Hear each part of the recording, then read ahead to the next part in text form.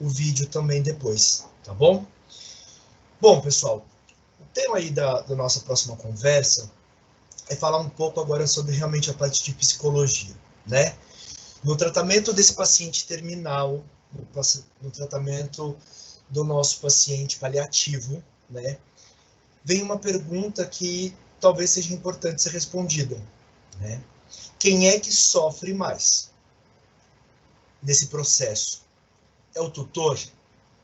É o paciente? Ou é o veterinário? Espero que a gente consiga, no final, responder essa pergunta. E eu vou precisar da interação de vocês agora nessa colocação. Quero que vocês façam pergunta, quero ouvir o que vocês pensam sobre isso, porque eu acho que esse assunto é extremamente importante e a gente precisa ter coragem de conversar sobre isso, né? Então vamos lá. Quem é que sofre mais, afinal de contas? É o nosso tutor? É o nosso paciente? Ou somos nós em um processo de final de vida desse animal, né? Bom, pessoal, todos vocês aí, acredito que estão na luta para se formar médicos veterinários e como a gente já comentou um pouquinho na outra palestra, a gente aprende bastante coisa na faculdade, né? A gente vê bastante coisa técnica, a gente estuda sobre as doenças, a gente aprende anamnese, os professores se matam aí para pegar o nosso pé para que a gente possa aprender todas as matérias da faculdade, para que a gente possa aprender a fazer um bom diagnóstico, para que a gente possa instituir um bom tratamento. Quando a gente se forma, a gente sai com aquela ideia de que, legal, sou médico veterinário, e agora eu vou começar a trabalhar, agora eu vou começar a atender os animais que eu tanto quis atender. E eu pergunto para vocês, porque se faz necessária essa reflexão, né? Vocês estão se sentindo completos na medida do tempo que vocês vão vivendo a universidade? Vocês estão prontos para atender quando vocês saem da faculdade? Porque algumas coisas eu acredito que a gente ainda não está aprendendo na universidade, né? Dentre elas, pessoal, o que acontece aqui? Até coloquei aqui o símbolo da medicina veterinária para a gente ser um pouco irônico, né? Todos vocês já conhecem esse símbolo, tenho certeza que vocês já mandaram fazer jaleco, já mandaram fazer blusa de frio, tudo pro símbolo da VET e tal. E eu queria saber se vocês sabem, né, o significado do símbolo do curso de vocês. O V ali é para identificar realmente a veterinária, né, no símbolo do curso. Esse bastão, pessoal, olha só que legal. O bastão, ele primitivamente é um galho de árvore com algumas folhas. Ele significa os segredos da vida terrena, o poder da ressurreição, o auxílio e o suporte da assistência dada pelo médico aos seus pacientes. Sua origem vegetal representa as forças da natureza e as virtudes curativas das plantas, né? Olha quão poderosos vocês são, meus queridos. A serpente, ela representa a prudência, a vigilância, a sabedoria, a vitalidade, o poder de regenerescência e preservação da saúde. Esse é o símbolo do curso de vocês. Um curso que praticamente ali, se a gente for analisar pelo símbolo, só faltou escrever Deus embaixo, né? Você pode fazer ali, você tem toda, né, as forças da natureza a seu favor, o poder da ressurreição. É verdade. A gente aprende a ressuscitar na faculdade. Só esquecem de contar pra gente que não é sempre que a gente vai conseguir. Só esquecem de contar pra gente que se a gente não estudar, a gente não vai conseguir fazer uma boa ressuscitação, né? E muitas outras coisas a gente não aprende e a gente tem que ir em busca disso. Dentre elas, pessoal, a primeira coisa é falar de morte. Ninguém gosta de falar de morte. E o meu objetivo aqui não é falar que a morte é bonita, tá? O meu objetivo aqui não é fazer apologia à morte. O meu objetivo é fazer com que vocês pensem, que vocês cheguem à conclusão de que a morte, ela será um processo natural no trabalho de vocês. A morte não pode gerar frustração em vocês. A morte, ela tem que ser bem vivida.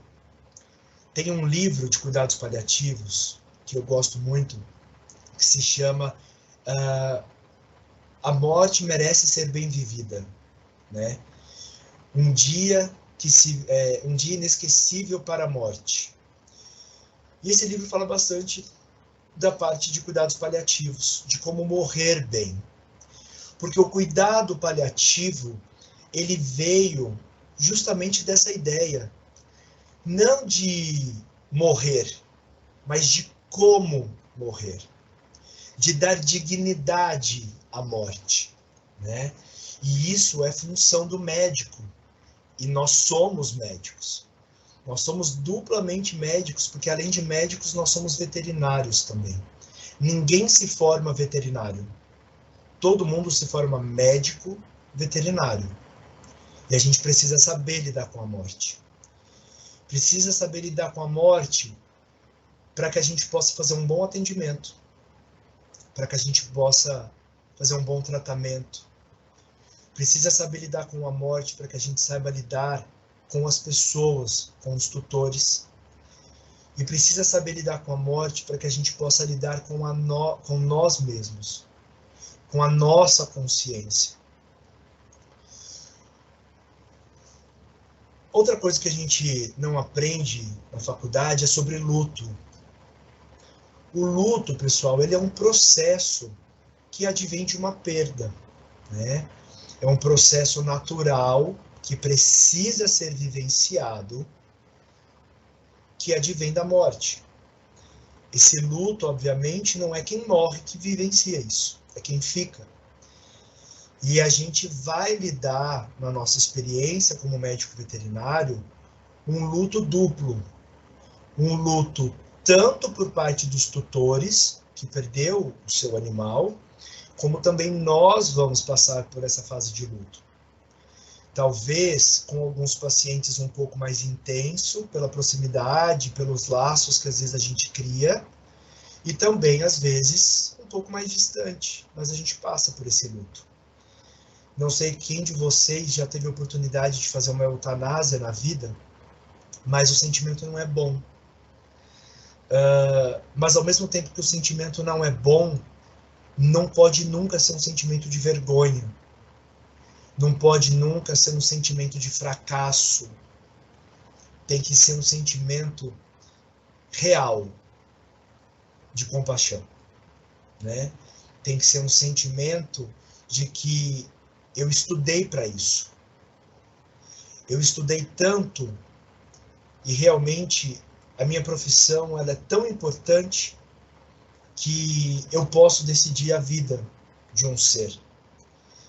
E eu decidi, de comum acordo com os tutores, realizar essa eutanásia. Esse é o pensamento que tem que vir na cabeça de vocês.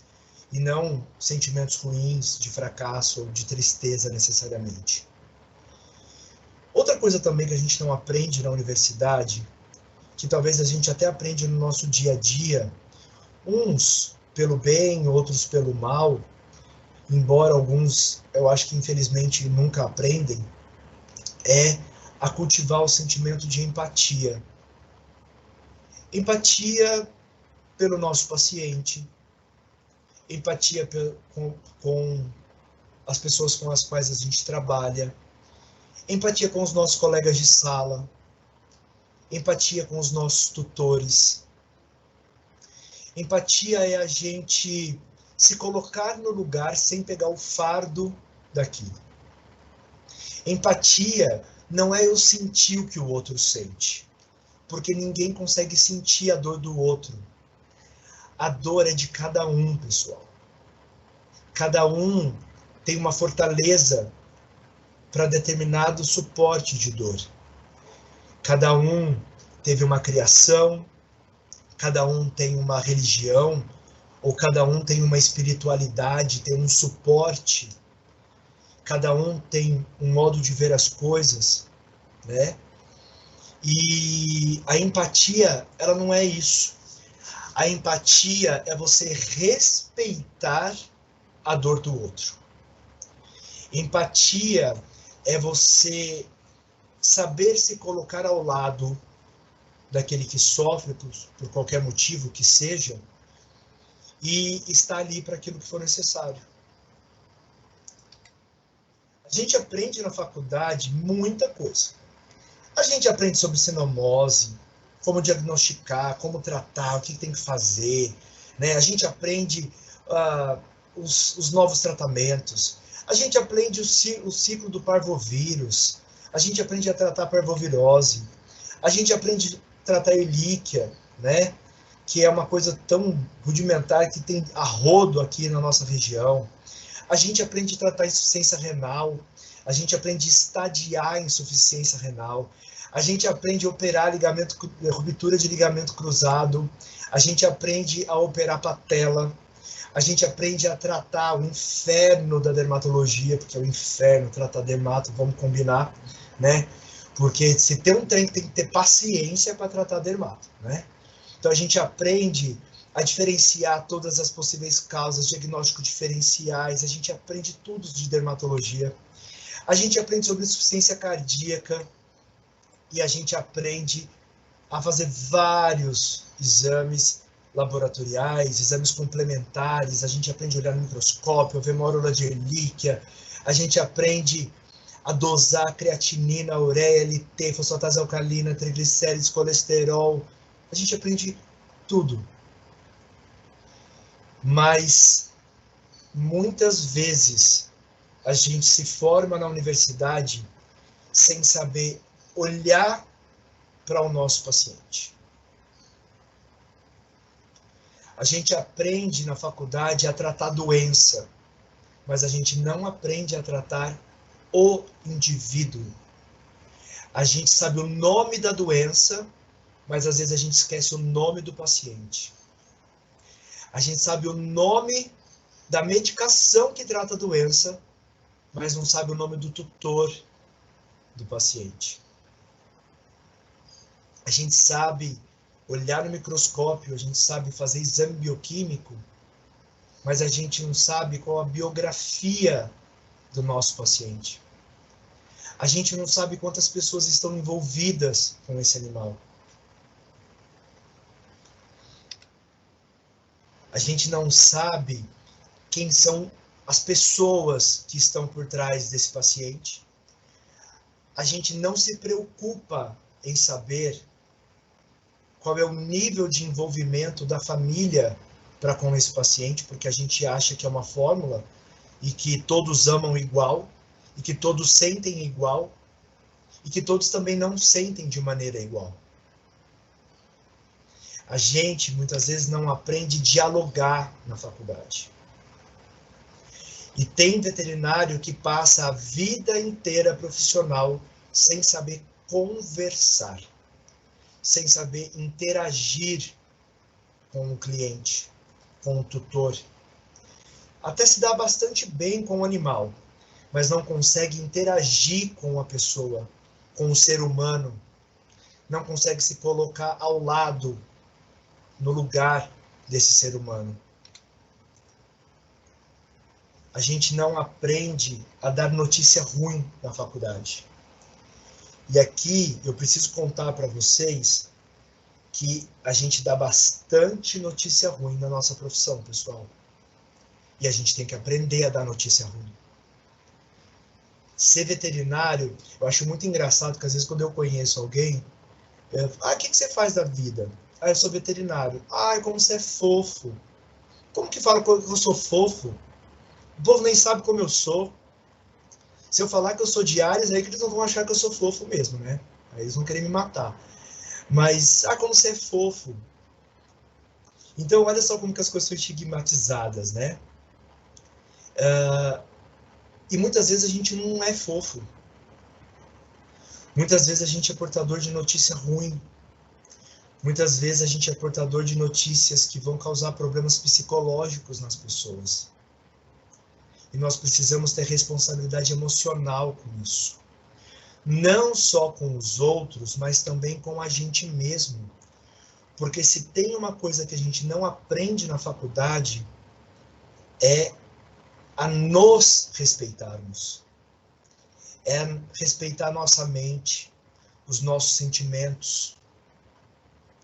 É a despoluir a nossa mente, o nosso coração, durante o exercício da nossa profissão. E a gente precisa fazer isso diariamente. Isso é um exercício diário. Nós estamos veterinários durante as horas em que a gente trabalha. Mas é muito difícil quando a gente carrega o fardo de ser veterinário 24 horas por dia, 7 dias da semana e 365 dias do ano.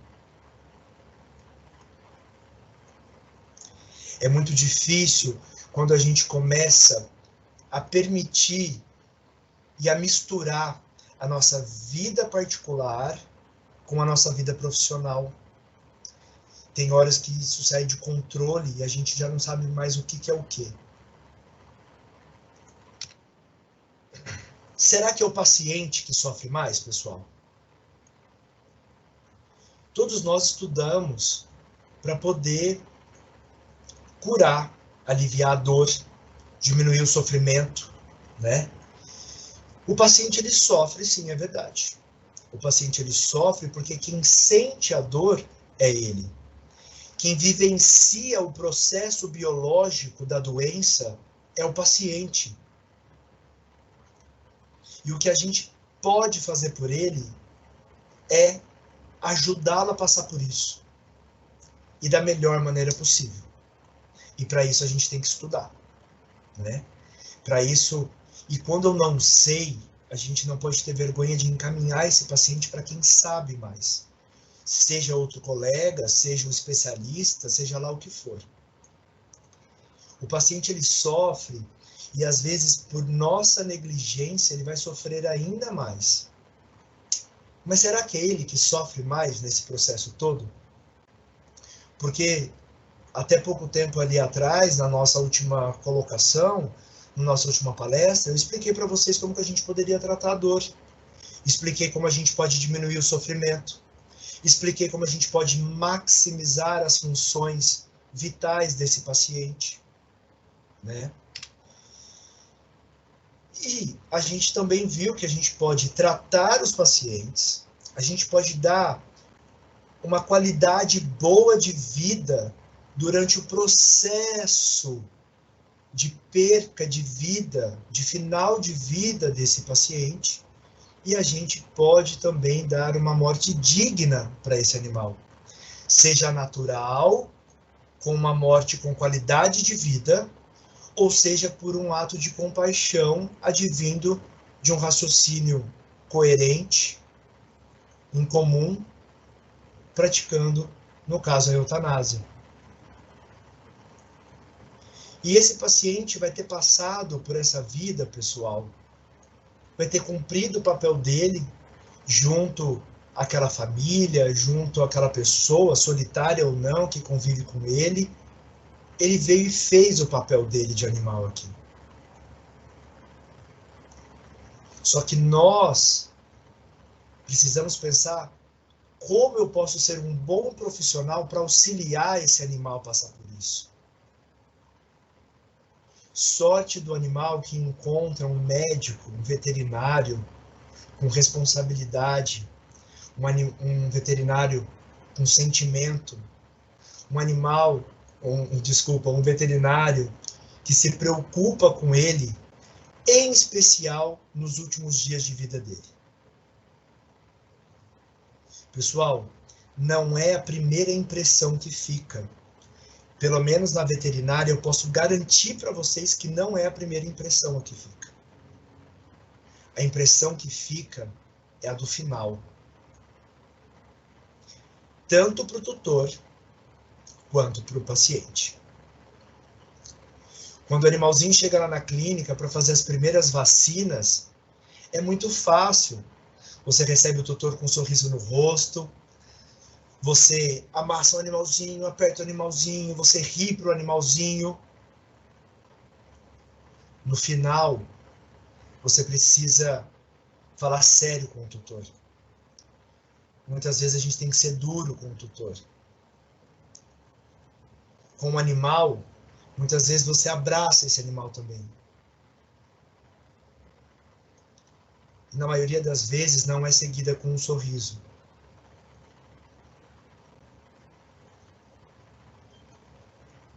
O abraço do início é um abraço de boas-vindas. O abraço do final é um abraço de despedida. E a gente tem que saber fazer os dois tipos de abraço. Os dois tipos de acolhimento. Porque quando está tudo bem é muito fácil. Mas é justamente no final da vida que eles mais precisam da gente como profissional. É justamente no final da vida que eles mais precisam dos nossos recursos técnicos, da nossa inteligência, da nossa empatia.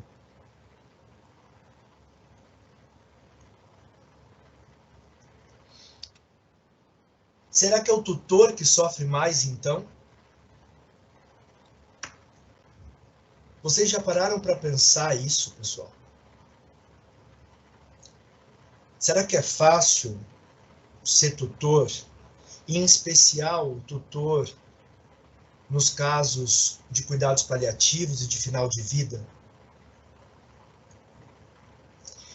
Pessoal, a gente precisa lembrar que um tutor, ele é um ser humano.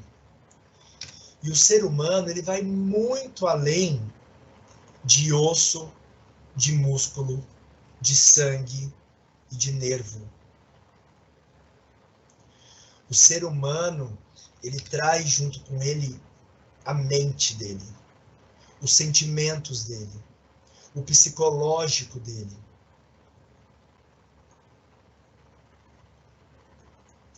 E a gente só consegue ter empatia pelo outro quando a gente entende que nós vivemos em um mundo de diferença e de diferentes. Nenhum ser humano é igual ao outro. Na outra palestra teve uma pergunta. E se de repente tem um tutor que já passou pela experiência, que o amigo também já vivenciou esses cuidados intensivos e foi muito difícil e falou para ele que não vai dar certo e falou para ele que é um pouco desgastante o cuidado paliativo? Como que você convence ele a fazer os cuidados paliativos também com o animal dele? Essa é a resposta. Ninguém é igual a ninguém. As pessoas, elas podem passar pela mesma experiência e cada pessoa vai tirar uma resultante diferente dessa experiência. Cada um vai tirar a necessidade dessa experiência de forma diferente, porque todo mundo é diferente. Uns podem até passar pela mesma experiência, tirar as mesmas respostas, mas será que a intensidade é a mesma?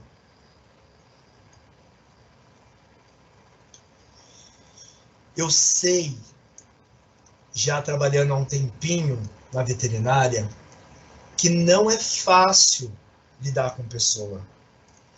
Existe uma gama enorme de tutor que vocês vão se deparar.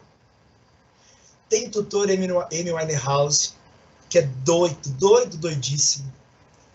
Tem tutores que é a Miranda, que são tutores arrogantes, que se acham, que acha que porque ele está pagando o tratamento, você tem que se virar e você tem que salvar o animal dele. Tem tutores que são histéricos, sim. Tem tutores que são revoltados, que são grossos. tem tutor que só chora, que nada vai dar certo, que não confia naquilo que você vai falar. Tem vários tipos de tutores, pessoal. Só que nós precisamos ser profissionais. A gente precisa entender que a maioria das vezes, essas reações de cada um desses tipos de tutores, muitas vezes, é uma carapuça, é uma casca que ele precisa estar por trás disso, porque muitas vezes ele não sabe lidar com o próprio sentimento dele. Zé, mas você está falando tudo isso e a gente não aprende isso na faculdade. É, porque a gente fez veterinária, não fez psicologia.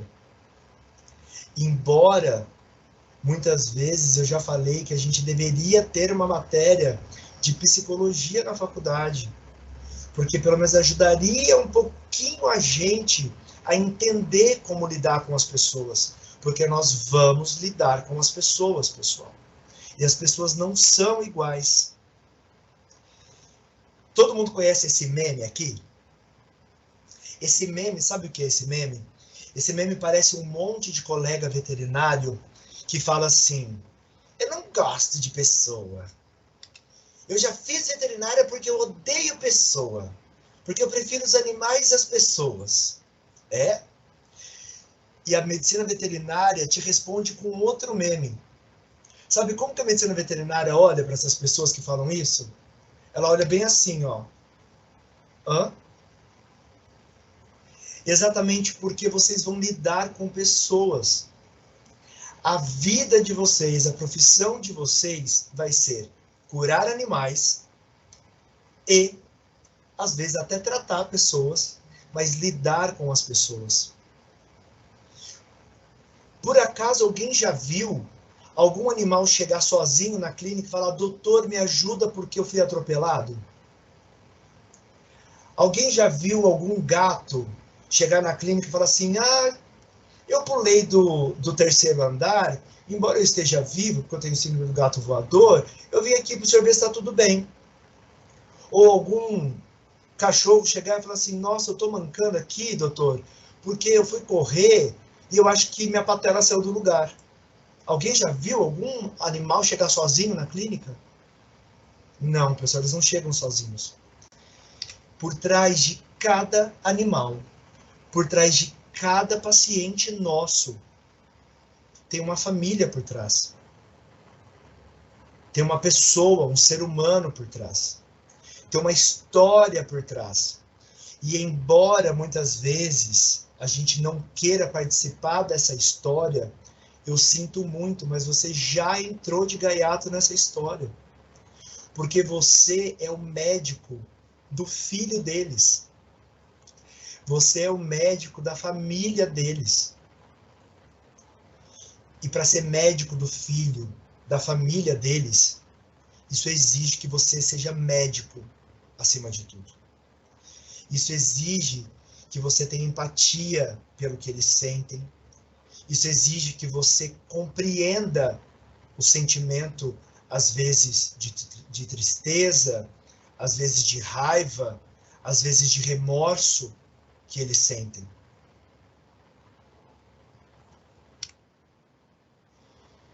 Pessoal, o momento da finitude da vida é um dos momentos em que as pessoas elas mais se mostram, que elas mais exercitam a tarefa de serem seres humanos que a gente pode ver. Claro que na parte da medicina isso é muito mais visível, né? Eu tenho a oportunidade de fazer parte de um grupo que a gente faz apoio espiritual nos hospitais e é muito interessante a gente acompanhar essas pessoas no final de vida. Essas pessoas, por mais que elas estejam sofrendo, as pessoas, por mais que elas estejam ruins de saúde, a ansiedade delas, muitas vezes, não é de melhora de dor física, é de melhora de dor psicológica, de dor emocional. A dor física, Alguns ml de morfina resolve. A dor psicológica e a dor emocional não tem morfina que tire essa dor das pessoas. E o seu tutor vai vir com toda essa carga emocional e psicológica também, porque ele depositou isso em cima do pet dele. E você está cuidando do pet dele. Pode ser que você seja o portador da notícia de indicação de acabar com a vida do animal dele. E se você não se preocupa em conhecer a história do seu tutor, a relação que ele tem com o animal dele, você não sabe qual é o nível de dependência, você não sabe qual é o nível de relação. Tem pessoas que se curaram, muitas vezes, de depressão por conta daquele animal que você está sugerindo que a eutanásia seja feita. Tem pessoas que ganharam aquele animal do pai, da mãe, do ex-namorado, da ex-namorada, do ex-marido, da ex-mulher, que já foi embora e que já morreu. Tem pessoas que ganharam aquele pet e que quando olham para aquele pet, lembra daquele pet brincando com o filho ou com a filha que talvez já tenha morrido.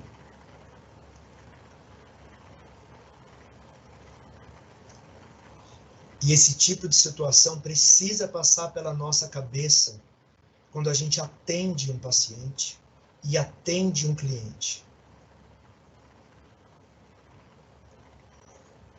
Nós não somos médicos de bicho apenas. Nós somos médicos de uma saúde coletiva.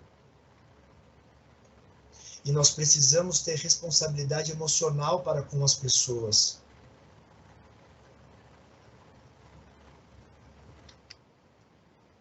Qual a sua responsabilidade enquanto profissional da área da saúde? Você já parou para pensar nisso?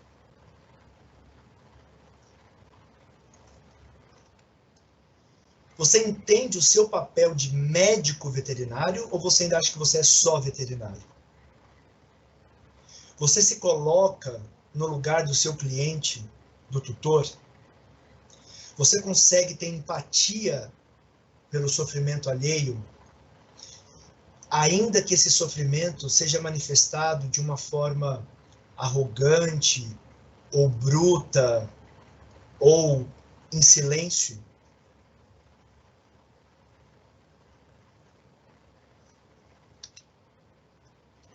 Você já parou para pensar na sua importância como mediador de uma relação afetiva entre o homem e o animal?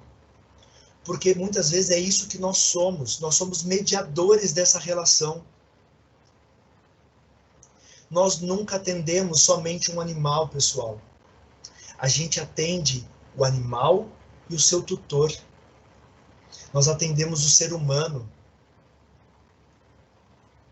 Eu ouso dizer que talvez a medicina veterinária atende muito mais o ser humano do que um médico que talvez vai atender alguma especialidade que ele não tem que se envolver desse nível.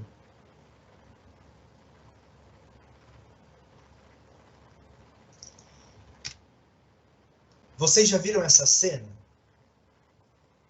Não sei quem já assistiu esse filme. É um filme muito conhecido, né? O filme Marley e Eu. Um filme que ganhou grandes proporções, né? Observem essa cena, pessoal. Essa cena é a cena em que o Marley vai fazer a eutanásia, por causa do problema que ele estava. E essa cena ilustra muito bem o momento de um final de vida de um animal, ilustra muito bem, muitas vezes até, o que a gente faz, às vezes sem perceber, no consultório médico.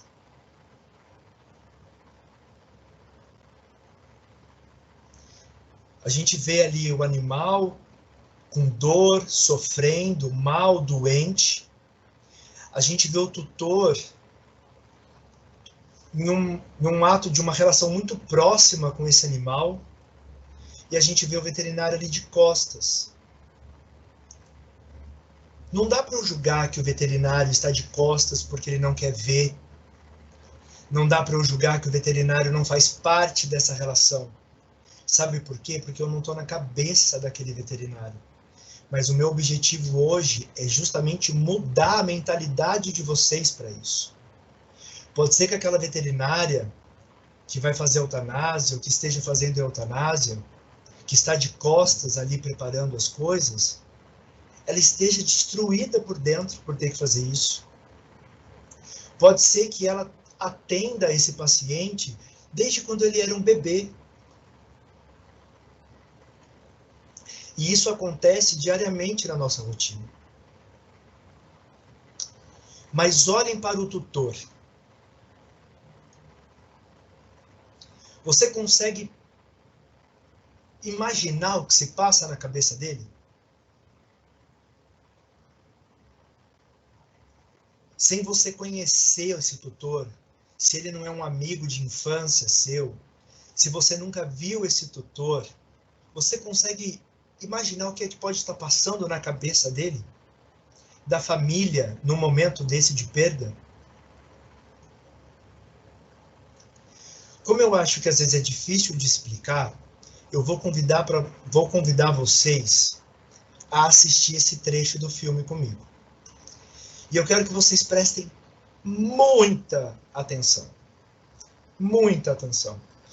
Porque ele consegue exprimir de forma muito clara essa fase da nossa profissão.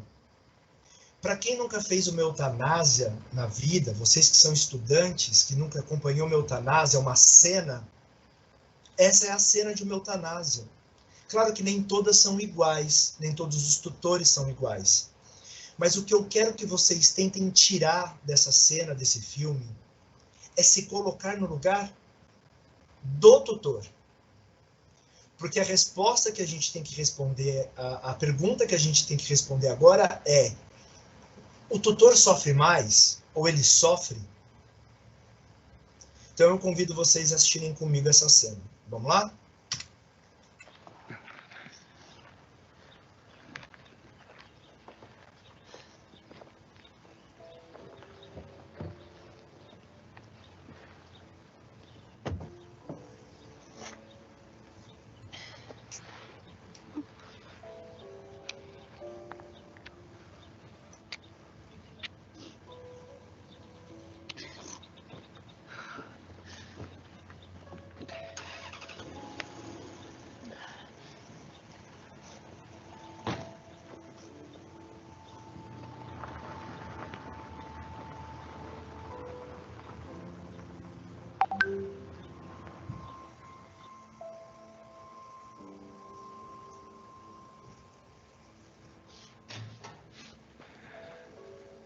E aí?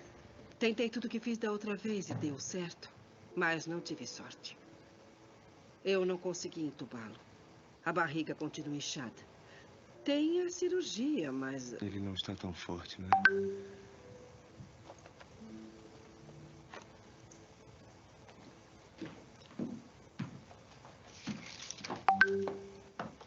Achei esse daqui o melhor. Qual deles? Ah, das mangas. É. Alô? Oi, sou eu. Então... É o intestino de novo, amor.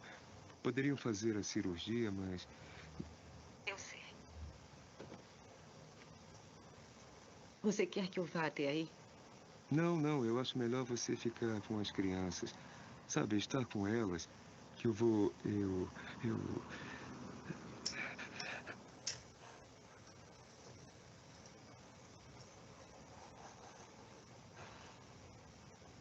Eu te amo, John. Eu também te amo.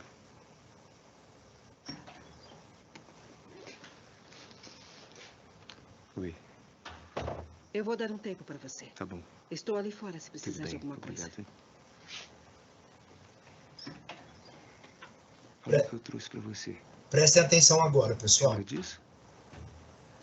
Foi a Colleen que mandou. Lembra, Marley? Lembra que arrancou a orelha? É difícil lembrar tudo que você comeu, não é? Começa a ficar tudo confuso.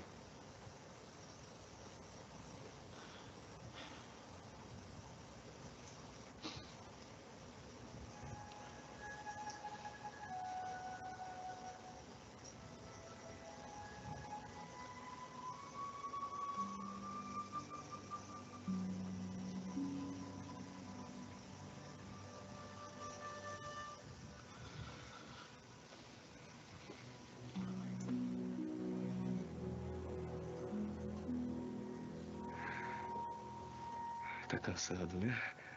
Não precisa fazer nada. Não está com a mesma energia de sempre. Lembra que a gente sempre falava como você era chato? Que era o pior cachorro do mundo? Não acredite, Marley. Não acredito nem por um minuto. Porque não encontraríamos um cachorro melhor. O que tornava você um cachorro tão genial é que você nos amava todos os dias, de qualquer maneira. E isso era uma coisa incrível.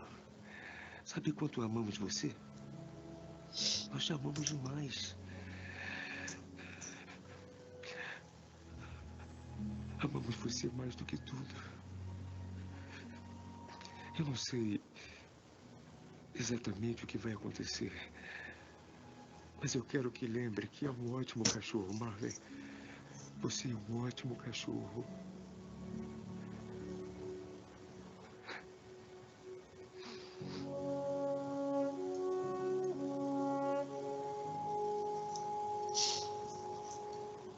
Ele não vai sentir nada, ele irá em paz.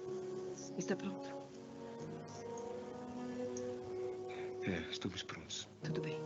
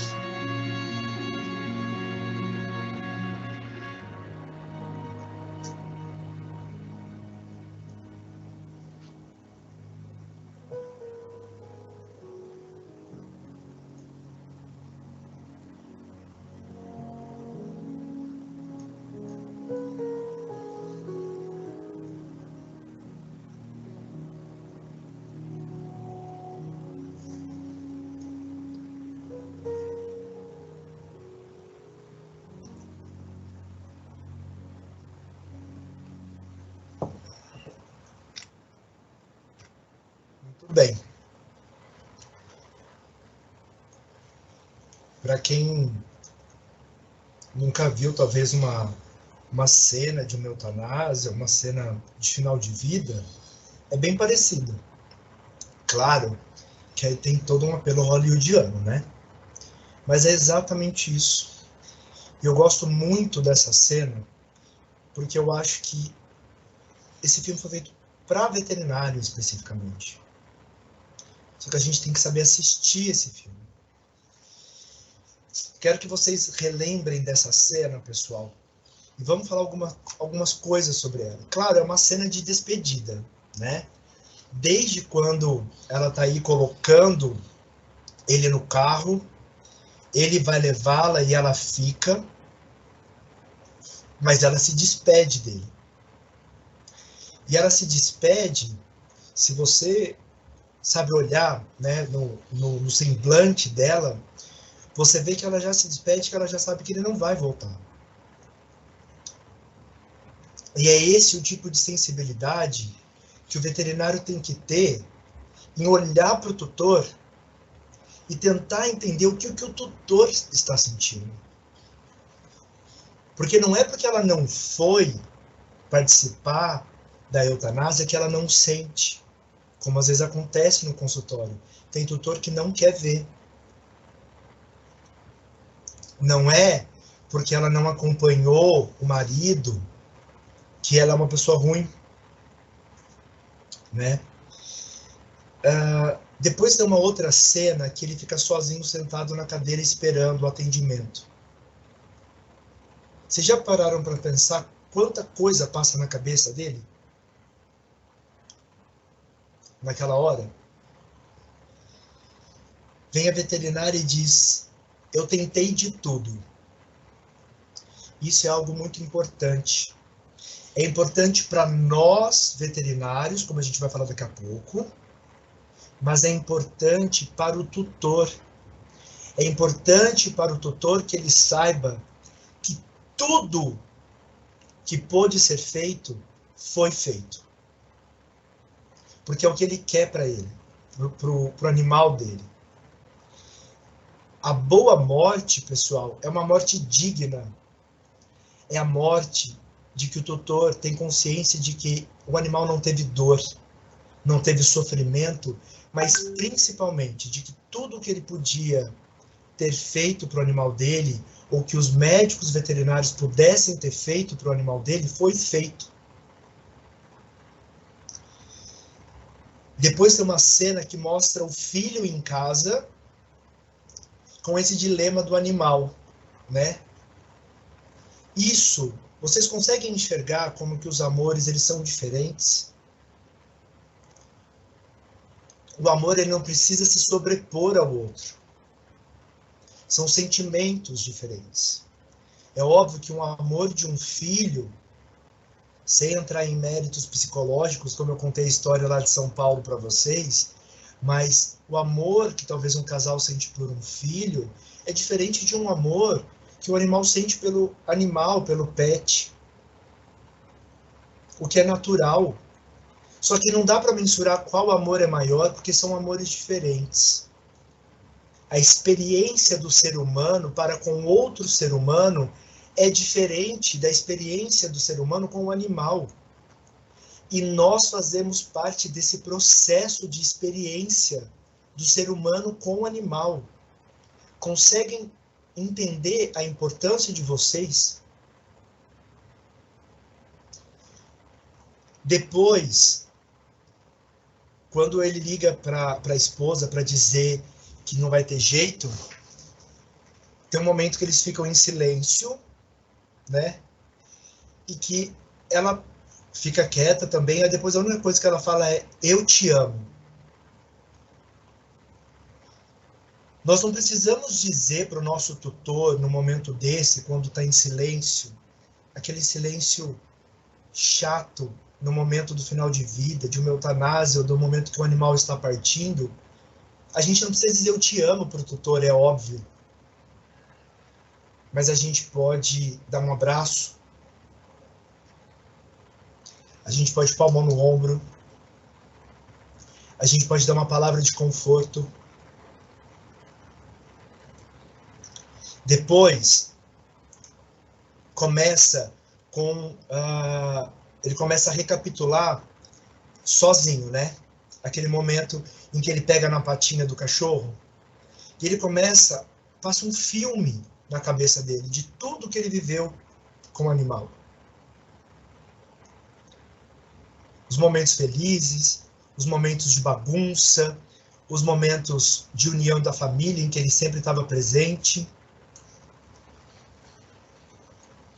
Tem um momento muito interessante, que eu acho que é isso que é a magia da relação com os animais, em que ele fala assim, lembra, Marley? Ele começa a falar assim, você está cansado, né? Ele fala, sem energia. Isso é um processo mágico da parte de aceitação do tutor, porque você não precisou falar nada para o tutor, ele reconhece no animal dele que o animal está diferente. E ele fala, lembra quando você era bagunceiro, Marley? Lembra quando a gente falava que a gente não queria você, que você era um cachorro muito mau, não sei o quê, e depois ele fala, não acredite nisso?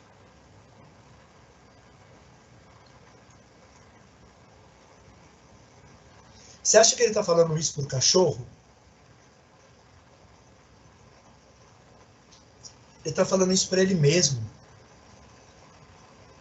A experiência da relação entre homem e animal, de reformular as ideias daquele ser humano, daquele indivíduo, daquela pessoa. Pessoal, vendo algumas coisas que eu já vi no atendimento em clínica, eu confesso para vocês que eu já vi ser humano que só consegue expressar bondade com o animal.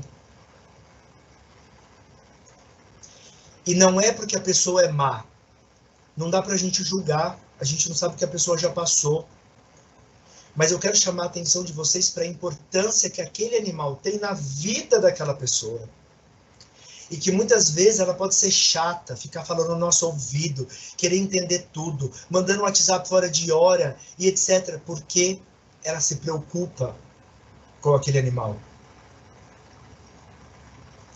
E ela deposita em você a esperança de que você vai fazer com que aquele animal, aquela âncora de relacionamento, aquela única talvez possibilidade que ela talvez tenha de exercitar o sentimento dela, a bondade dela, é você que vai curar. Ou que você tem as respostas. Nesse momento de fragilidade, o médico veterinário ele passa a ser quase Deus para o tutor. Porque é ele quem tem as respostas. E como você lida com uma responsabilidade dessa? Falando que o tutor é chato, como eu ouço muito por aí. Falando que o tutor é insuportável, que o tutor não entende.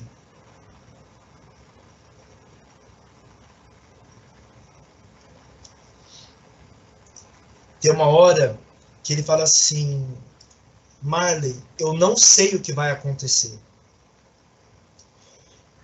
Isso tem dois lados. O lado de que eu não sei o que vai acontecer, porque ele não sabe como é um processo de eutanásia, né? E logo depois ela responde, ele não vai sentir nada. Isso é outra frase empática que a gente tem que exercitar. Porque para o tutor, ele não está vendo como vai acontecer. Na cabeça do tutor, a morte é ruim. Então, na cabeça do tutor, ele está matando o animal dele. E você, como médico veterinário, como alguém que estudou, sabe que não é o caso ali. E é sua função social explicar isso para o tutor. Numa frase curta, ele não vai sentir nada, você tira um peso das costas do tutor, que talvez ele ficaria remoendo isso meses sozinho em casa, se você fica calado.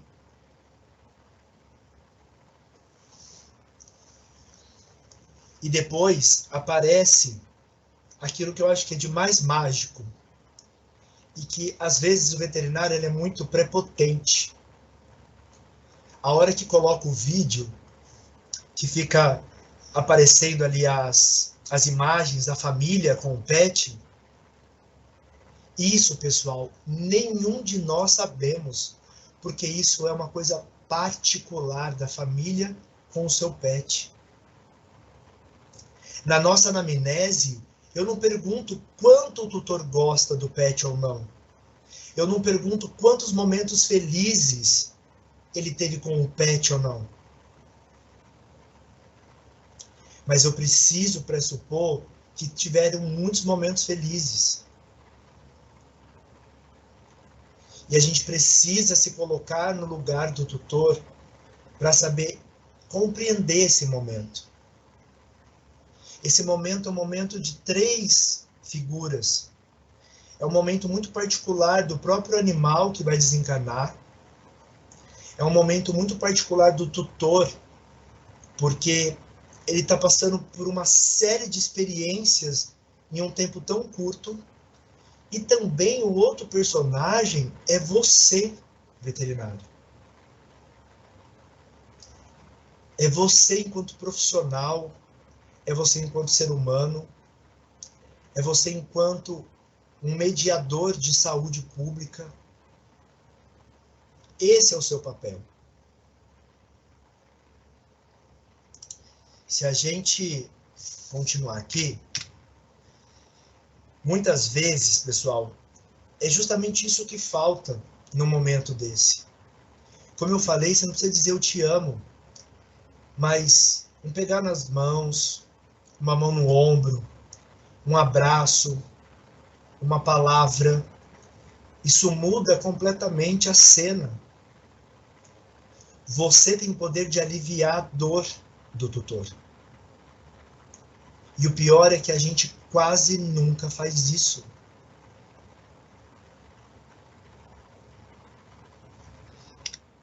O tutor tem dúvida? Tem muita dúvida, pessoal. Em cuidados paliativos, as dúvidas começam. Será que eu vou dar conta? Será que eu vou saber fazer isso? Mas e se eu errar? É claro, porque ele não tem conhecimento técnico. Quem estudou para ser veterinário foi você. Será que ele vai morrer por minha culpa? E quando a gente tem uma visão de eutanásia, também tem dúvida. Eu errei? Será que eu fiz tudo o que eu podia fazer por ele? Eu sou uma má pessoa porque eu vou eutanasiar o meu animal? Essa é uma das perguntas mais frequentes. Doutor, eu estou sendo má? Eu estou sendo mal se eu fizer isso? Você já tem a resposta pronta para dar para o seu tutor quando ele te perguntar isso? Será? Essa também é outra muito frequente. Será que ele vai me perdoar?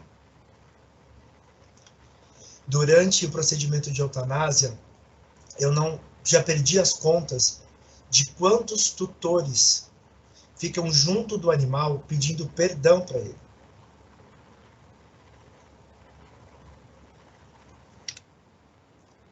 Será que eu sou insensível por fazer isso, por deixar fazer isso?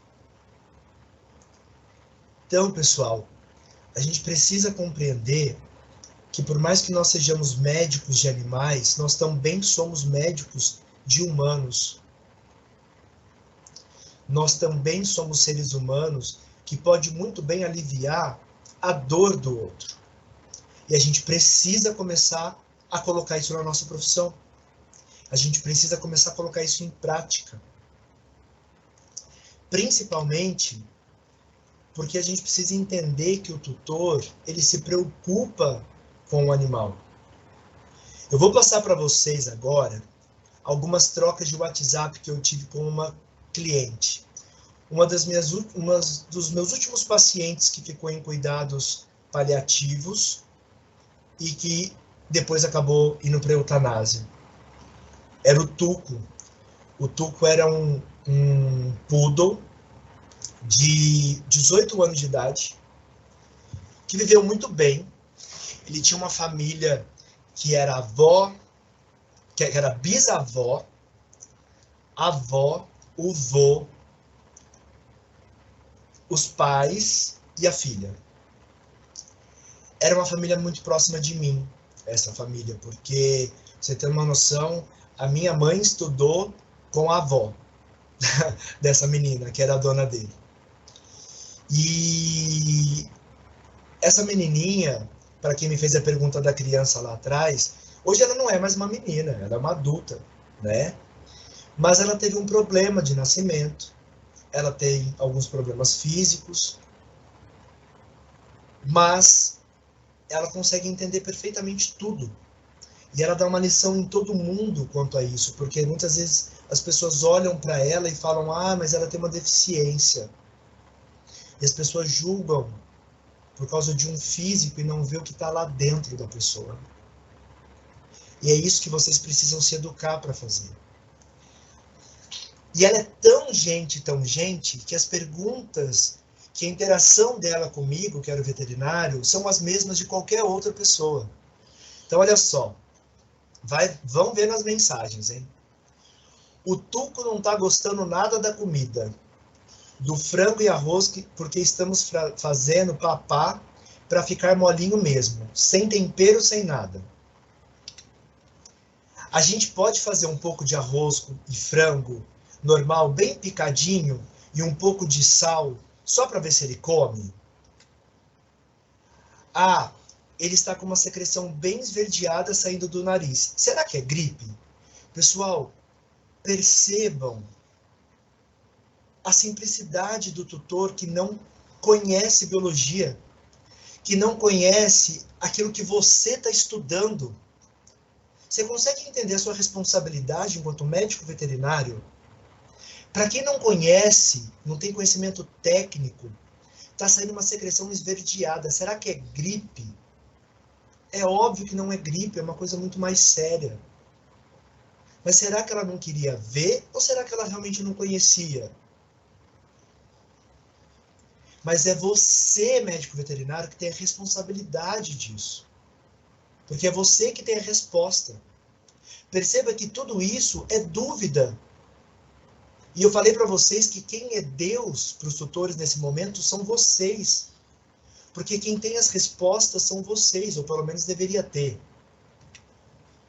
Ele está fazendo bastante barulhinho, tadinho. E banana, pode dar também? Olha a inconstância. Ele está fazendo bastante barulhinho, eu tô com dó. Ah, eu posso dar banana? Imagina. Zé, acabei não perguntando na hora e fiquei com dúvida. Você disse a cada 1 hora são 3 seringas de alimentação de 20 ml mesmo? Ela tinha acabado de sair do consultório. Aí vem o veterinário me falar assim, eu falei para ele, eu falei, esse tutor é burro, ele não me escuta. Não é que ele é burro, é que muitas vezes no consultório, a hora que você está falando, a cabeça do tutor está em outro lugar e não é você. Mas depois ele precisa saber disso para fazer o que você pediu para ele. Ele está chorando. Zé, pelo amor de Deus, ele está sofrendo. Isso é um reconhecimento, inclusive por parte do familiar, do que é sofrimento ou não sofrimento. Porque às vezes a pessoa, ela reluta também contra uma eutanásia. E enquanto ela não vê esse sofrimento também, para ela tá bom. É por isso que eu disse que cuidado paliativo não é feito em hospital, porque em hospital o tutor não vê o bicho, é muito fácil. Cuidado paliativo, ou pelo menos 80% do cuidado paliativo deve ser feito em casa.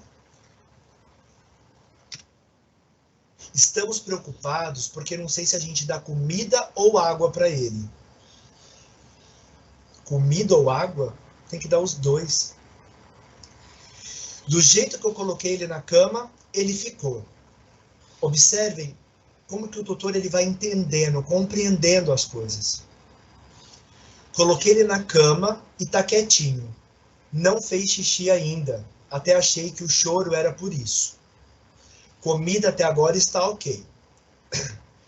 Lembro que tínhamos conversado sobre uma alteração nele lá atrás, nas adrenais, e você chegou a falar comigo que não era caso de falar sobre isso agora, porque não tinha alteração em pele e nem perda de pelos. E hoje aqui em casa eu reparei que ele está perdendo pelo, principalmente na orelhinha. Gente, ele fez uma cirurgia de retirada de vesícula biliar. A gente precisou ligar a vesícula dele no jejum dele.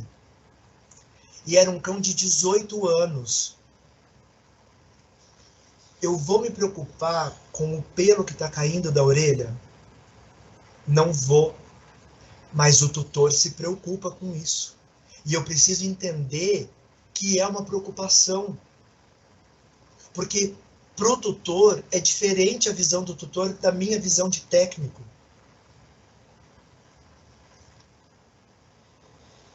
O Tuco chegou num ponto em que a própria família concordou com a eutanásia, depois da cirurgia, depois de tentativa de tratamento, de internação, que ele entrou em sepse grave, com disfunção orgânica, e depois da eutanásia, ela mandou essa mensagem para mim, né?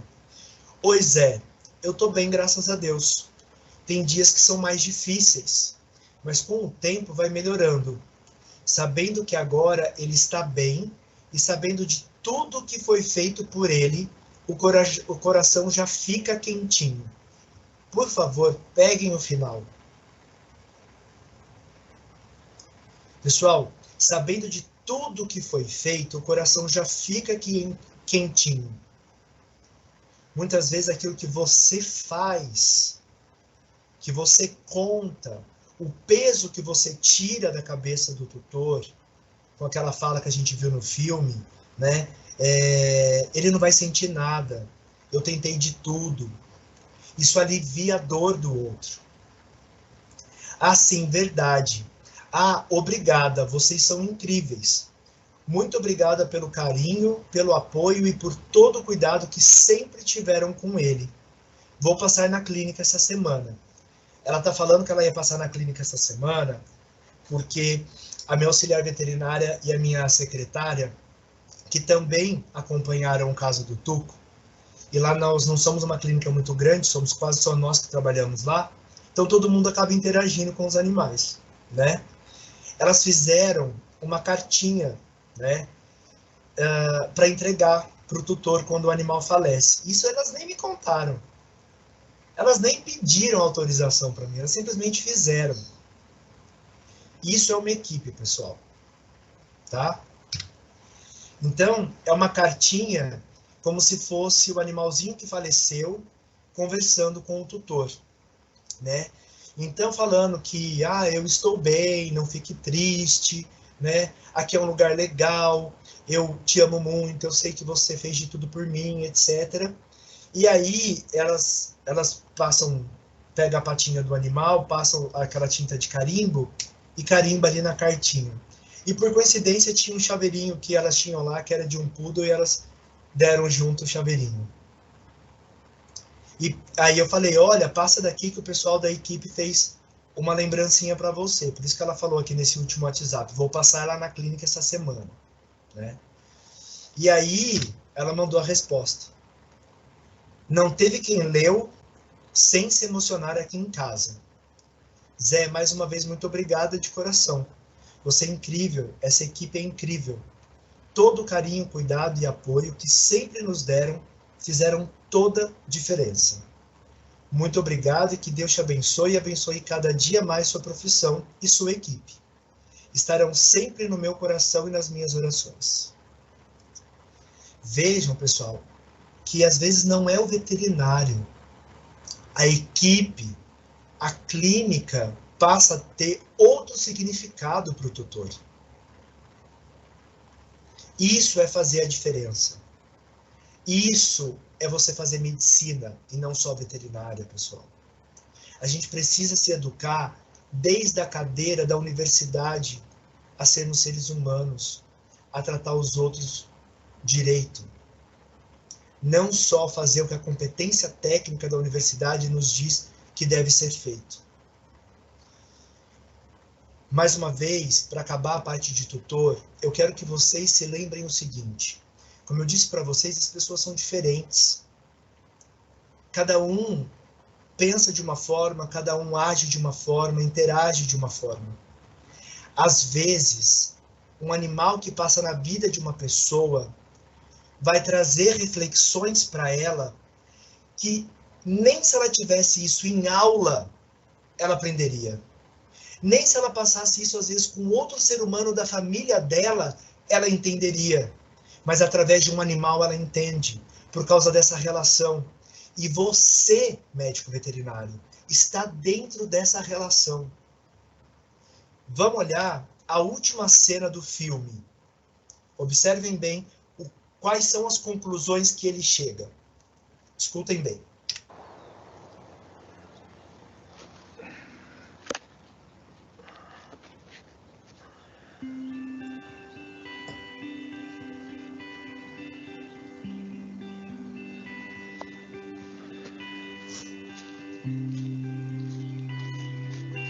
Um cachorro não precisa de carrões, de casas grandes ou roupas de marca. Um graveto está ótimo para ele. Um cachorro não se importa se você é rico ou pobre, inteligente ou idiota, esperto ou burro. Dê seu coração para ele e ele lhe dará o dele.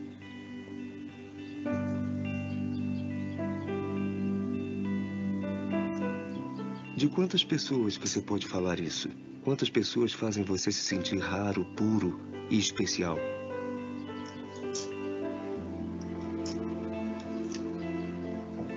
Quantas pessoas fazem você se sentir extraordinário?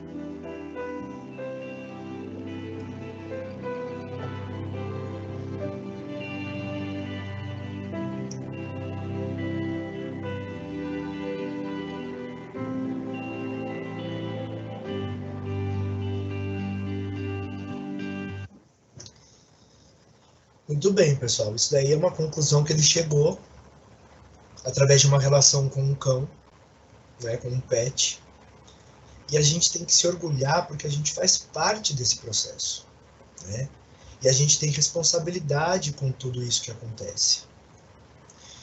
Muitas vezes, uma pessoa poderia passar na rua e olhar um mendigo e não chegar a essas conclusões.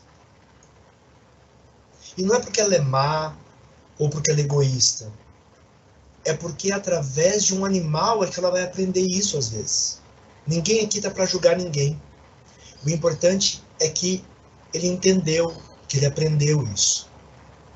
E a gente tem que ficar muito orgulhoso de fazer parte de uma profissão que participa desse processo do engrandecimento do ser humano e das pessoas também. Bom, e ainda falta uma pergunta, né? Antes, eu só queria colocar aqui, que eu acabei esquecendo. Existem trabalhos científicos já, pessoal, que falam dessa relação do profissional com a pessoa que está nesse sofrimento da fase terminal. E coloca principalmente em relação a vários tipos de sofrimento, e um deles é o sofrimento espiritual. Porque isso ainda é um tabu, né? Falar de espiritualidade, falar de religiosidade, falar de Deus. Muita gente bate aí no peito falando que acredita em Deus, e às vezes não toca numa palavra de Deus numa fase dessa, para tentar acalentar o outro ou acolher o outro. Em trabalhos realizados, olha, um trabalho de publicação de 2006, não, mentira, isso aqui ele utilizou também, 2006 foi um dos trabalhos para essa conclusão. 93% dos pacientes terminais gostariam que seus médicos, ou seja, que estão vivendo esse sentimento terminal, gostariam que seus médicos abordassem questões sobre suas crenças espirituais e religiosas se ficassem gravemente enfermos. 77% dos pacientes gostariam que seus valores espirituais fossem considerados pelos seus médicos e 48% gostariam, inclusive, que seus médicos rezassem com eles. Contraditoriamente, a maioria dos pacientes disse que seus médicos jamais abordaram o tema. E por quê? Por vergonha? Será que a gente está ficando tão duro que a gente está tendo vergonha até de falar de espiritualidade, de Deus, nesses momentos mais difíceis? Querem ver uma outra vergonha? quando de repente a gente tem uma proximidade maior com um paciente, e às vezes a gente tem que fazer uma eutanásia, e a gente tem vergonha de chorar perto do tutor. Eu já ouvi palestrante cometer o absurdo de falar que a gente não pode chorar, que a gente não pode se mostrar fraco, porque a gente ali é como profissional. Eu quero que essas pessoas elas vão para PQP quando elas falam isso. Porque eu prefiro ser humano ao tratar das coisas. Se eu estou com a minha consciência tranquila, se eu falei tudo que eu podia falar antes, se eu criei um laço de amizade com esse tutor, eu tenho total direito de exercer o meu papel de ser humano e também ficar chateado, ficar triste e me compadecer naquele momento. É igual a questão do homem não chora. Cuidado, hein, meninos? Masculinidade frágil é um problema hoje em dia, hein? Sejam vocês mesmos. Levando por um outro lado, pessoal, inclusive agora de marketing, lembra que eu falei na outra palestra para vocês que a última imagem é a que fica? Eu já trabalhei em clínicas e depois eu abri a minha clínica. E hoje eu atendo algumas pessoas que iam na clínica onde eu trabalhava. As pessoas dizem, eu não volto mais lá depois que o animal morreu. Sabe por quê? Porque sempre na hora que o tutor entra na clínica, não é que ele lembra do animal morto. Ele lembra do suporte que ele teve quando o animal dele morreu daquela clínica. Isso também é marketing. Isso também é conquista de cliente. O cliente vai sair da tua clínica dizendo não vá naquele veterinário porque ele é um insensível. Aquele veterinário não explica as coisas direito. Aquele veterinário não tem coração. Você precisa, até para essa parte mais material, você precisa ter sensibilidade também para isso. Porque muitas vezes a última impressão é a que fica, a da boa morte para o tutor. Muito bem, vamos lá. Respondendo a última pergunta, mas será que é o veterinário que sofre mais, então? Será que num processo de final de vida, é o veterinário que mais sofre? Pessoal, a gente sente, e muitas vezes não é fácil a gente lidar com vida, não é fácil a gente ter responsabilidade da vida e da morte nas nossas mãos. Quantas vezes a gente faz essas perguntas? E para quem não lembra do outro slide, essas são as perguntas que os tutores se faziam. E são as mesmas perguntas que a gente se faz enquanto profissional. Será que eu dou conta de atender esse caso? Será que eu vou saber fazer? E se eu errar? Ele vai morrer por minha culpa? Eu errei? Se não tem outra alternativa e vou fazer eutanásia? Será que eu fiz tudo que eu podia fazer? Será que eu estou esquecendo de alguma coisa? Será que eu sou um mau veterinário? Será que esse cão ele vai me perdoar? Será que eu sou insensível por indicar eutanásia? Isso, pessoal, não pode acontecer com vocês. Isso acontece na cabeça do médico veterinário que inconscientemente ou conscientemente sabe que ele não fez tudo que ele podia fazer, que ele podia ter estudado um pouco mais, que ele podia ter passado o caso para um outro colega mais especialista na área. Isso, no caso do veterinário, é dor de consciência. Não tenham dor de consciência. Façam tudo que tiver ao alcance de vocês para ajudar a tratar esse paciente, para ajudar esse paciente a ter uma morte digna. E ficar doido, gente. Aquele monte de coisinha lá, aquele monte de tutor que eu falei para vocês que existem, pode estar dentro da gente também. Muitas vezes, nós veterinários podemos passar por uma coisa que hoje está sendo muito bem discutida, que é a síndrome do burnout, por exemplo. a síndrome da compaixão, a síndrome da angústia. Eu trabalhei mais de 10 anos em UTI. A UTI é um lugar muito complicado, porque trabalhar com final de vida não dá burnout. Isso eu posso garantir para vocês que não dá. É prazeroso. Mesmo perdendo o paciente é prazeroso. Mas é prazeroso porque você vê que você esgota tudo aquilo que você pode fazer pelo animal. Que você se doa por completo. E aí você começa a entender que a morte realmente é um processo natural, que eu não sou Deus. E que as coisas elas vão acontecer porque elas têm que acontecer. Porque é o fim. Só que o problema do burnout é quando a gente começa a ficar se colocando em dúvida, quando a gente começa a ficar cansado, quando a gente não dorme, quando a gente não come, quando a gente leva o problema da clínica, do hospital, da UTI para dentro da nossa casa, ou quando a gente leva o problema da nossa casa para o nosso trabalho.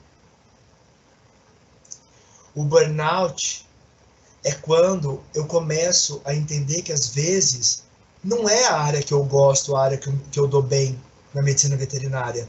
Só que porque eu estou ganhando dinheiro, porque eu estou ganhando bem, eu me forço a trabalhar naquela área. Eu já vi amiga minha, ter síndrome do pânico a hora que chegou na porta da internação. A pessoa começou a tremer e chorar e não conseguia entrar na internação. Eu tenho amigo que chegou a ficar mal de outras doenças porque também não estava suportando isso. Isso é psicossomático. E aí eu pergunto para vocês, como é que vai a sua mente? Vocês ainda são estudantes e talvez essa pergunta caberia melhor para quem já está na lida, já está na profissão. Então que fique de advertência para vocês, futuros profissionais, cuidem da sua mente, cuidem dos seus sentimentos, cuidem das suas relações na sua família, no seu trabalho, com o seu companheiro, com a sua companheira, com qualquer outro tipo de relação. Guarda cada uma na sua caixinha, porque é ali que elas têm que ficar. Ser veterinário é se doar, mas não é se esgotar-se. Ser veterinário é amar aquilo que faz, sempre cuidando de você mesmo, pessoal. E aí, vamos responder a pergunta? Quem é que sofre mais? O animal, o tutor ou o veterinário? Na verdade, todos sofrem. A dor, ela é de cada um em um determinado nível de percepção. Mas o que importa não é quem sofre mais. O que importa é quem tira da experiência do final de vida o melhor que pôde fazer. E é isso que eu desejo a vocês. Que vocês, como futuros colegas veterinários, possam fazer o melhor na profissão de vocês. Beleza? Para terminar, quero terminar aqui com uma frase da Cicely Saunders, que foi uma enfermeira, foi uma das responsáveis por criar todo esse estudo do tratamento paliativo. Eu me importo pelo fato de você ser você. Me importo até o último momento da sua vida. E faremos tudo o que está ao nosso alcance, não somente para ajudar você a morrer em paz, mas também para você viver até o dia da sua morte. Porque esse é o objetivo do cuidado paliativo. Viver bem até o dia da sua morte. Pessoal, muito obrigado pela atenção e desculpe o horário.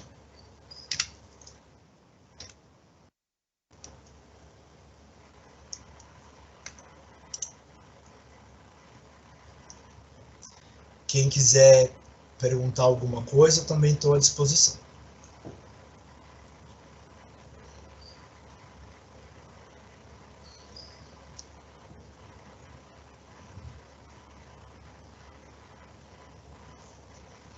tá dando pra...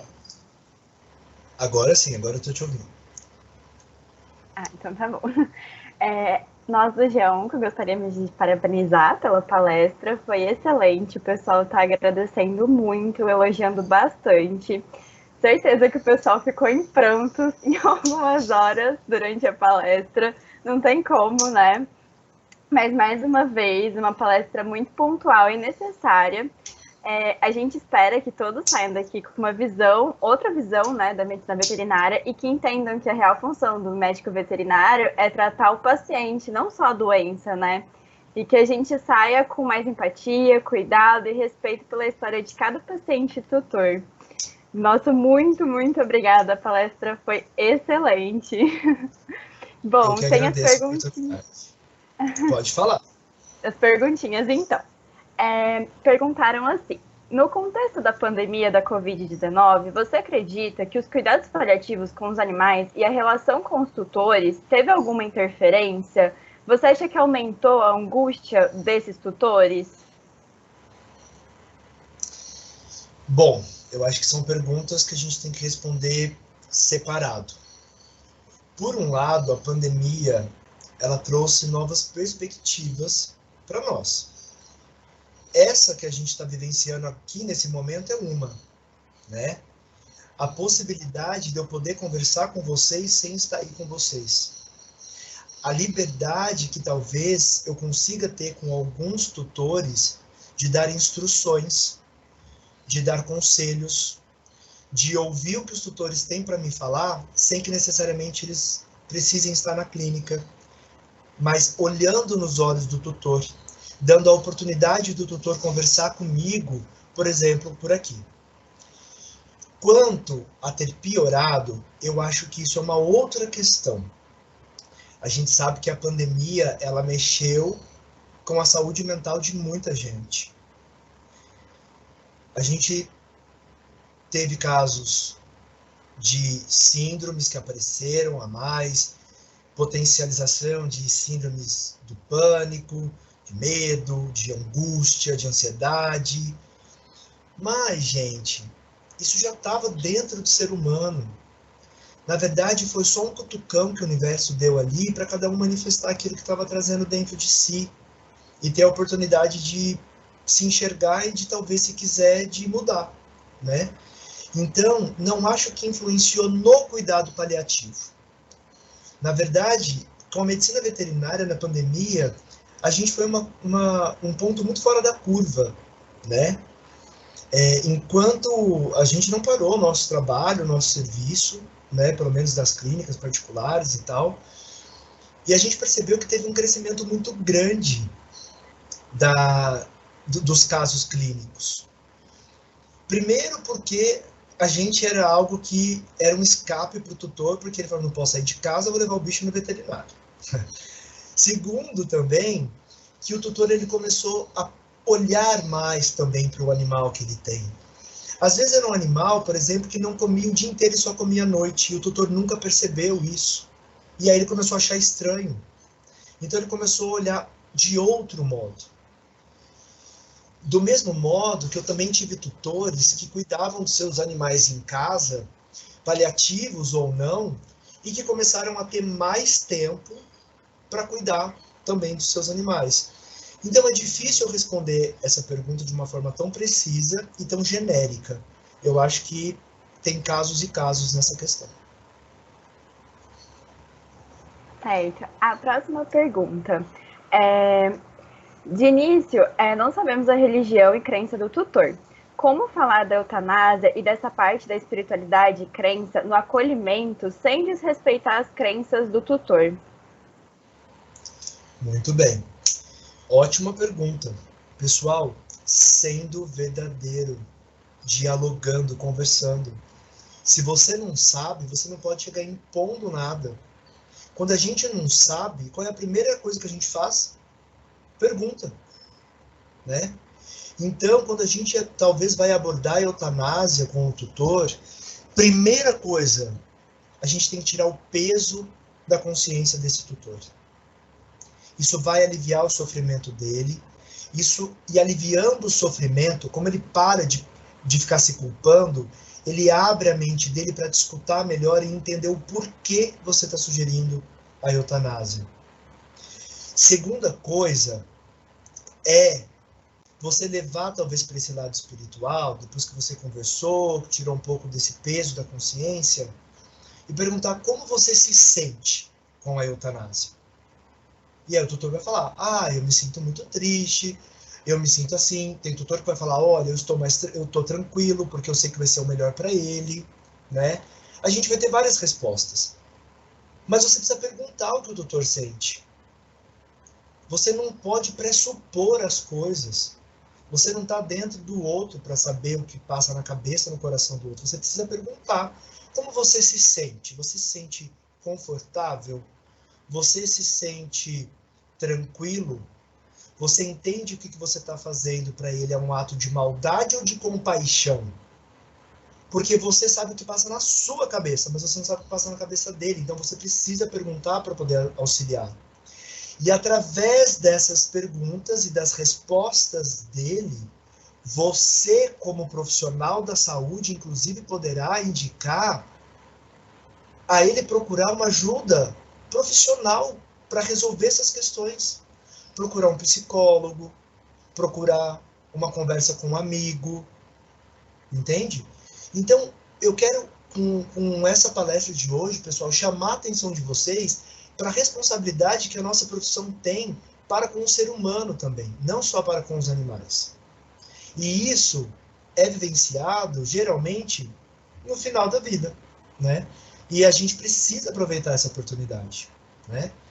Então, e depois dessas respostas, como você vê, o que você acha que acontece, hein? Você acha que o animal reencarna? Você acha que o animal morre? Você acha que o animal vai para o Jardim de São Francisco? O que você acha? Né? O tutor ele tem que falar, pessoal.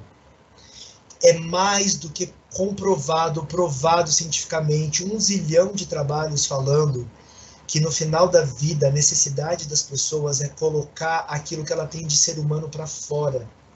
Ela está pouco se lixando se a perna dói, se a perna não dói, o que dói, ela quer falar. Muitas vezes ela quer colocar para fora aquilo que a vida inteira ela não falou. E o tutor é a mesma coisa. Às vezes, você pode perceber que o tutor é meio assim, ele fica mais mudo, mais calado, só que lá dentro você percebe que ele não consegue falar com você, porque se ele falar, ele vai chorar. Sabe o que ele precisa fazer? Ele precisa chorar. E você está dentro desse papel de fazer ele chorar, porque ele precisa. Então é seu papel, de repente, falar assim, olha, nós vamos fazer a eutanásia, só que antes eu vou te dar 10 minutos para você ter uma última conversa com o seu animal. Não basta você falar, eu vou sair da sala só um minutinho e já eu volto. Fale, verbalize, assuma o seu papel de médico. Eu vou sair da sala e vou te dar 10 minutos para você ter uma última conversa com ele. Talvez essa sua fala seja o estupim para aquela pessoa poder, às vezes, realmente conversar. Igual no filme que a gente viu, aquele diálogo. Às vezes o tutor tem tanta coisa para falar com o animal dele e que ele não falou até hoje numa vida inteira. E sabe por que ele fez isso? Porque você ajudou ele a fazer isso. Isso que é importante.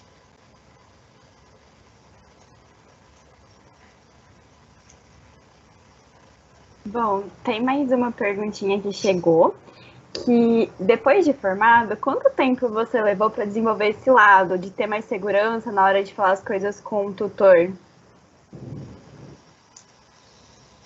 É uma pergunta difícil de responder. Eu não sei quanto tempo. A única coisa que eu sei é que a cada dia a gente aprende mais. Nós somos uma coleção de tudo aquilo que a gente vive, né? Eu hoje pratico coisas que quando eu saí da graduação, da residência, nem passava pela minha cabeça. A visão que eu tenho hoje de, por exemplo, de marketing de veterinária é completamente diferente. Pra vocês terem uma noção, eu já queria fazer cirurgia desde o começo porque eu odeio ficar com roupa. E eu falei, não, se eu for cirurgião, eu vou andar de pijama para cima e para baixo, eu sou super calorento. Eu falei, nossa, roupa. Depois que eu saí da residência, que fui para o mestrado e comecei depois a trabalhar numa clínica, eu comecei a atender clínica. Aí tinha que usar jaleco. Aí depois eu fui fazer um curso de gestão e marketing. E aí eu aprendi que eu não podia ir trabalhar de tênis, que eu não podia ir trabalhar de camiseta, e que eu precisava me portar, me vestir como alguém que trabalhasse num lugar onde cobrava aquilo que nós cobrávamos do tutor. Não porque não porque um sapato, uma camisa social ia mudar o meu conhecimento, mas é que para o tutor fazia mais sentido ele pagar X me vendo trabalhar daquela forma do que se eu trabalhasse de tênis e de camiseta. Do mesmo modo que antes eu falava que o tutor era chato e que eu era talvez um pouco mais insensível com essa questão do cuidado paliativo, ou principalmente com o contato com o tutor, depois eu me permiti também conversar mais. E aí eu fui me soltando, eu fui entendendo que eu posso gastar mais tempo do meu atendimento para ouvir, que eu posso gastar mais tempo para fidelizar aquele tutor da minha clínica. Eu entendi que aquele tutor ele está perdendo o animal dele naquele momento, mas eu não quero perdê-lo como cliente. Que logo, logo ele vai ter outro animal. E eu quero continuar sendo o médico veterinário do próximo animal dele, porque eu mereço essa confiança. Só que para isso dependia como eu ia agir com ele também. Qual era a experiência que eu ia dar para ele como médico, para que ele pudesse confiar em mim. Então isso é uma sequência de fatos. Não dá para dizer para vocês quanto tempo. Em 3 anos eu aprendi isso, em tantos anos eu aprendi isso. Eu acho que são coisas que a gente vai aprendendo. É claro que quando tem gente para contar para a gente como a gente deve fazer, fica mais fácil, né? Mas, agora, a questão de segurança, a questão de como falar, de como abordar, isso realmente tem um tempo para a gente ir aprendendo, para a gente se confiando, né? E eu acho que essa é a beleza da nossa profissão, a gente aprende junto, pessoal, né? Às vezes a gente aprende com o nosso próprio paciente, assim como vários médicos contam que aprendem com seus pacientes, a gente também aprende com o paciente, com o cliente, com a nossa equipe de trabalho, principalmente. Por exemplo, a ideia de fazer a cartinha lá da clínica não foi minha. Será que foi porque eu era insensível? Não sei. Ou será que é só porque eu não tive tempo para parar para pensar nisso? Mas a minha equipe fez isso. E eu sei que se é uma equipe, eu estou nela. Então, de algum modo, eu contribuí para essa equipe ter uma visão um pouco mais humanitária. Então já me deixa feliz, entendeu? Certo. Bom, eram só essas perguntinhas. Mais uma vez, gostaria de te agradecer por esse evento, por essa palestra maravilhosa. Vou passar agora a palavra para a professora Pamela para ela fazer as considerações finais. E muito obrigada mais uma vez. Eu que agradeço a oportunidade. Pois é. Primeiro eu queria agradecer, então, que você aceitou o nosso convite. Foi um prazer tê-lo aqui com a gente. E foi muito bom te ver de novo, porque mesmo eu estando em Ribeirão todo final de semana, a gente fica muito tempo sem se ver, né? Então foi um prazer ter te visto, mesmo assim, online, mas de alguma coisinha já deu para matar a saudade já. E tá realmente, igual a Luísa falou, tá todo mundo falando muito bem de você, só elogios. Eu fico muito feliz de todo mundo estar falando assim bem de você. E muito obrigado novamente por ter aceito o nosso convite. Beleza. Eu que agradeço, Pamela. Agradeço a lembrança do meu nome, agradeço o carinho. Também muito bom te ver. A hora que você ligou a câmera, eu falei, acho que eu conheço essa casa. E muito obrigado por tudo mesmo. E sucesso para todos vocês, pessoal. Parabéns pelo evento que vocês estão organizando, né? E bora estudar e bora trabalhar, que a gente tem muita coisa para construir na medicina veterinária.